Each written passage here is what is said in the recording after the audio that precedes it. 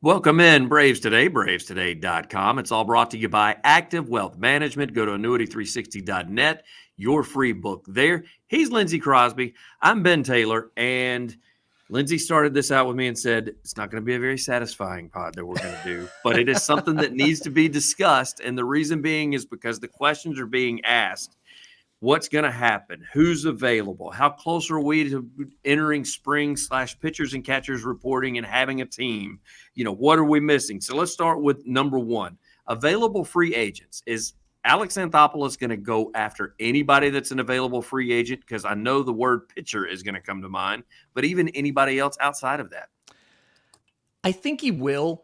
I don't think it's going to be anytime soon, right? So, like, when you look at the guys that are signing now, right? Like the free agents that are signing in the last couple of days or this week, you're seeing the guys, Jack Flaherty just signed for $14 million with the Tigers. Tyler Mahle, who had Tommy John surgery, just signed a 2-year deal for $22 million, which I actually wrote up on the site. I wanted Atlanta to go grab him up for something like this. Yes. I think he's getting 4 or 5 million in the first year and like 18 or 16 in the second year, but there's a limited no trade and all of that, and Atlanta doesn't do no trade clauses.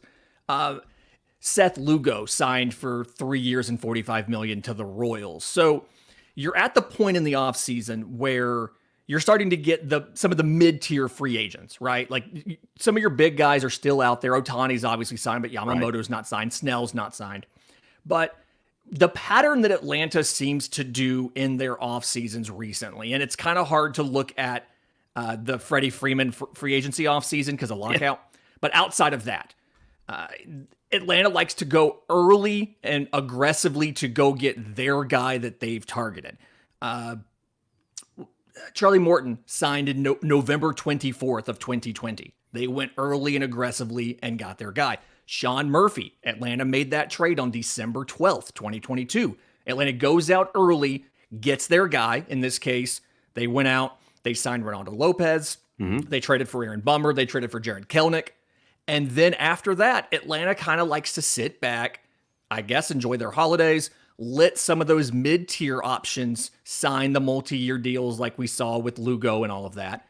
And then in January to February, swoop in to see, okay, what veterans didn't have the market develop that they thought they were going to have. Now we can come in, probably save a little bit of money on the guy versus if we had gotten him in November or December and finish rounding out our roster there. Like, we saw the Zips projections come out just the other day. We wrote this up on the site. Yep. Atlanta's projected to win over 100 games with the current roster and rotation they have now. Like, this team could go to spring training and make it through a season. You have the pieces for that.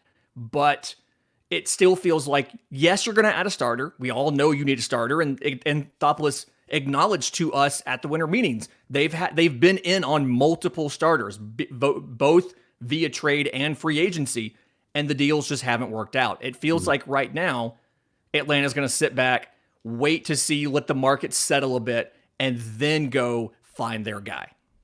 Well, and you and I talked about this. Impatience is not a virtue, as they say patience is, and the reason being is because you had to remind me. I forgot about Murphy taking place as early as it did. For some reason, I thought that was like a January / right before pitchers and catchers reported in February type deal, and you threw out the November date to me, and I was like, really? It was that far back? And so you're right. He finds a target. He goes and get Kelenic. Seemed to have been that one. He said he specifically said we targeted Aaron Bummer and Jared Kelenic, and they went and got one of both. Position player they were looking for when everybody asked that, because everybody goes, he mentioned that we're looking for a position player. Then he gets his position player. That's it. So, I get where fans are a little upset because they're like, yeah, but we're not ready. Well, the season doesn't start right now, so there's no reason to be ready right now. Yeah. I think the key thing that you mentioned is the saving of money, because you're going to have some guys that are out there that it's going to get mid-January. It's going to get February before pitchers and catchers start to report, and nobody's going to have signed them to a team yet. And the reason being is because either asking too much or, like you just said, the Braves have the no trade clause. They don't like to. They don't deal with that. So you got players wanting to put that in there, and they're like, "But I want to play for the Braves." Well, you can't have both. I'm sorry. You if you're going to want the no trade clause, you're going to have to go somewhere else, or you're going to have to waive that and go sign with the Braves. So it should be interesting. I do look at it, like you just said, as a money savings routine. Speaking of money savings, is you need to call Ford Stokes, because he'll be more than happy to talk to you about that. You're on Nationwide Peak at 10 illustrations that you can learn how you can get 20% immediate income account bonus, as well as 8% annual interest growth. All you got to do is go to activewealth.com to learn more, or you can call Ford at 770-685-1777. Only 1% of financial advisors have access to the Nationwide Peak 10 Fixed Indexes annuity, and Ford is offering it to all of you Braves today, viewers and listeners alike. There are no advisory or portfolio fees either with this product. Again, call Ford today, 770-685-1777, and ask him how you can get involved. Or you can go to annuity360.net to be sure to get that free book, as well as find out more information. So, talking about the money thing real quick, like something I want to think about, or I want folks to think about. Seth Lugo got 3 years and $45 million from the Royals. right. Last year was his first ever year being a starter. Like, he had made some he made some starts in 2017 with the Mets. But for the most part, like, since then, this was his first year as a starter. He's 33. He put up a 3.5 ERA. His FIP was 3.8. Had a whip of 1.2, and he got 3 years and $45 million. Like, it's not a completely rational free agent market early. You see guys get probably more money than they should, but if you wait, you can find some real bargains in the spring. Just look at last year's roster. Kevin Pillar ended up being a pretty useful piece, right? He signed on January 18th for $3 million. Like, that's the kind of thing I would expect. We have all these open spots on the 40-man roster. I would expect you'd see a lot of guys signed to split contracts or minor league deals, and then they have a shot to win a job in spring training. Because you can probably get guys, you mentioned you want to play for the Braves, you want to play, period, in 2024. If pitchers and catchers report in a week and you don't have a contract yet, you might take less money on a 1-year deal, try to rebuild some value, or maybe Atlanta can get you on a 2-year pact or something like that, give you some security. So it makes sense to kind of save a little bit of money. How much of a selling point is it? Let's go back to a point you made earlier, because we do have this on the site. How much is it a selling point for Alex Anthopoulos as well as the Braves organization that they can say, hey, look, right now it's projected we're going to have over 100 wins? How much of that factors into a guy maybe saying instead of taking $4.5 million, he takes $3.8 million? A lot of veterans especially will talk about the fact that, like, they've made enough money in their career. Their goal now is they want to win a World Series, or they want to make the playoffs. They want to compete for a chance to make the World Series.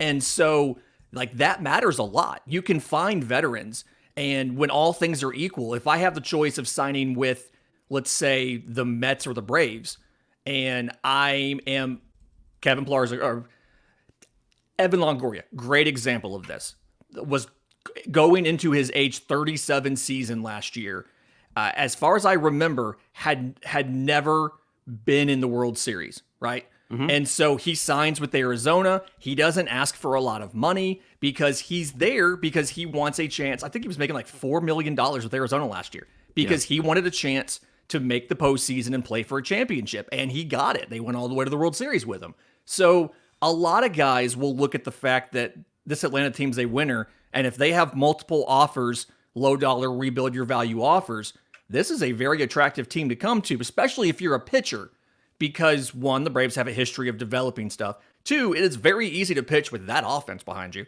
Yes. And the fact that you have a chance to win. And for a lot of guys, especially guys who have never done it, that's a big motivating factor.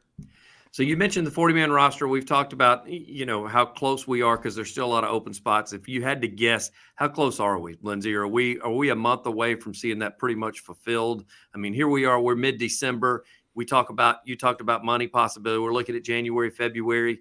I'm not sure the exact date pitchers and catchers are going to report, but I'm guessing February 1. We're a month and a half away, maybe.